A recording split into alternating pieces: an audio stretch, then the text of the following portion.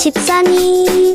네, 찾으셨어요? 장집사입니다. 자, 오늘 DH방배 자금 마련 플랜 2부 시간을 준비를 해봤습니다. 자, 자금 마련 플랜 컨텐츠로 무려 10만 뷰 가까운 조회수를 얻기가 어려운데 제가 그 기록을 가지고 있죠. 그래서 장집사가 이 내용은 꼭 해드려야 되겠다라는 생각이 들더라고요. 무한 책임감을 느끼면서 준비한 시간입니다.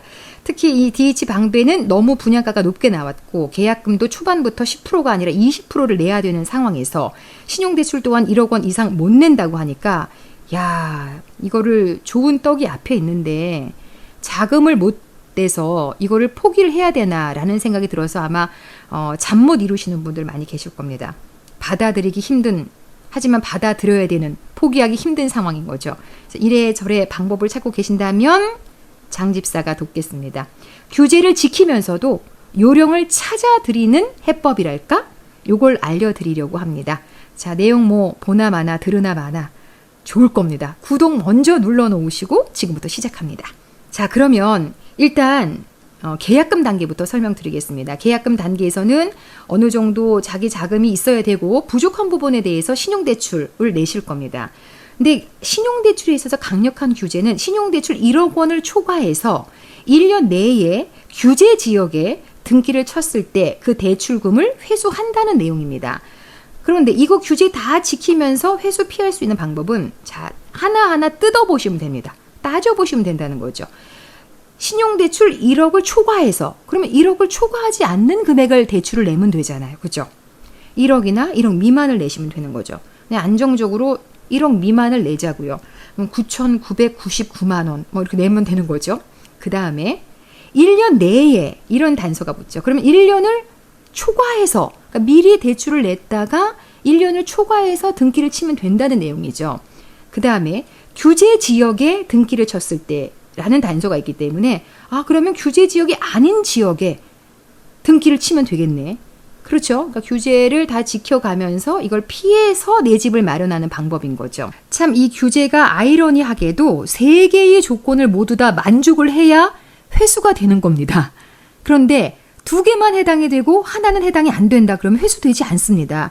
그걸 잘 이용을 해서 대출을 내시면 된다는 거죠. 예를 한번 들어보겠습니다. 내가 1억 넘는 돈을 필요로 한다. 그래서 1억 넘게 대출을 냈다. 1억 초과죠. 그러면 1년 넘겨서 등기를 치시면 되는 거예요. 근데 당장 등기를 쳐야 된다. 그러면 어떻게 하시면 돼요? 1억 미만으로 내시면 되고 더 좋은 방법은 부부가 각각, 맞벌이라면 부부가 각각 1억 미만으로 내시면 2억이 안 되면서 대출금을 더 많이 낼 수 있는 거죠. 또 규제 지역이 아닌 곳에 등기를 칠 거라면 아무 문제가 되지 않습니다. 1억을 넘겨서 해도 되고 1년 내에 등기를 치셔도 되고 아무 상관이 없다는 거예요. 무슨 뜻인지 알겠죠?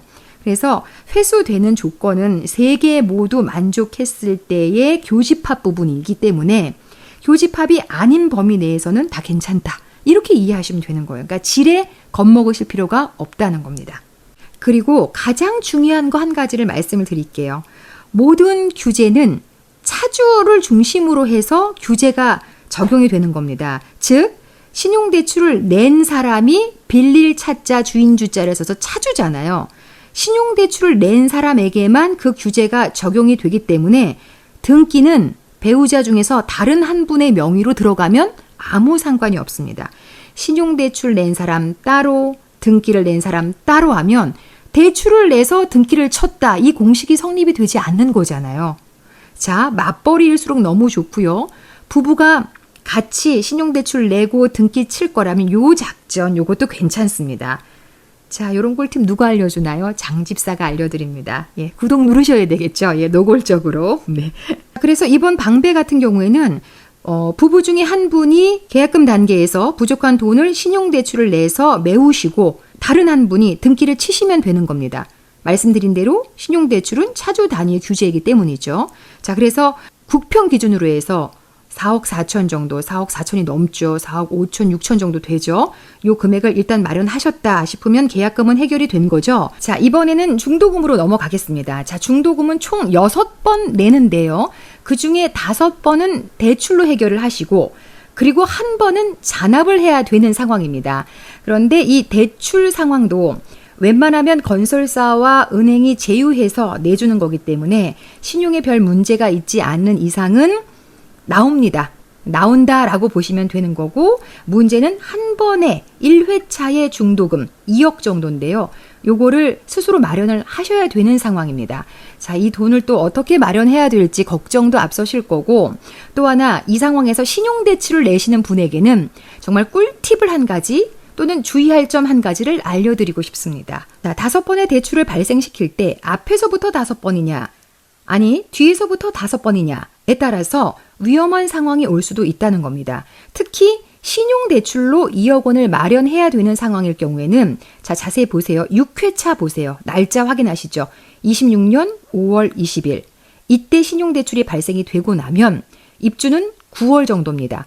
4개월 만에 입주기 때문에 등기를 친다는 거죠. 이렇게 되면 여러분께서는 회수당할 수 있는 위험한 상황에 처할 수 있다는 거죠. 그래서 반드시, 물론 선택의 기회를 줄지는 모르겠습니다만, 또는 은행이나 건설사에서 알아서 하겠습니다만, 앞쪽을 잔압을 하고 뒤쪽에 5회를 대출을 받는 것이 훨씬 더 안전합니다. 자, 이런 꿀팁도 어디 찾아봐도 잘 없죠.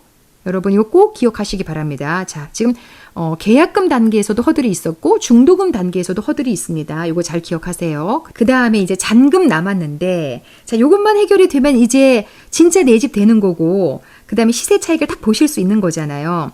자, 이제 입주를 하시는 분들, 입주하려고 하시는 분들은 잔금 대출 내실 때 부부 합산이 가능합니다.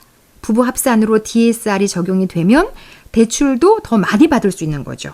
예, 그래서 맞벌이 부부일 경우에는 합산으로 해서 대출금 더 많이 받아서 입주하시면 되는 거예요. 중도금 대출 어느 정도 갚고 입주하시면 되는 겁니다. 그 다음에 나는 입주 안 할 거고 전세 작전 쓸 거다 하시면 전세 넣으시면 고민이 해결되는 거잖아요. 이 동네 국평 기준으로 전세가 한 13억 정도?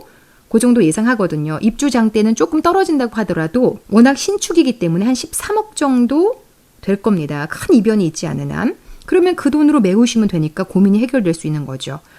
자, 그러면 계약금, 중도금, 잔금까지 아주 무난하게 여러 가지 규제를 요령 있게 지키면서 피해가면서 자금을 마련할 수 있는 방법에 대해서 안내를 해드렸습니다. 자, 오늘 내용 도움되셨다면 좋아요, 구독 눌러주시고요. 그리고 다음 시간에 저는 더 알찬 내용으로 찾아뵙겠습니다. 여러분 오늘도 고맙습니다.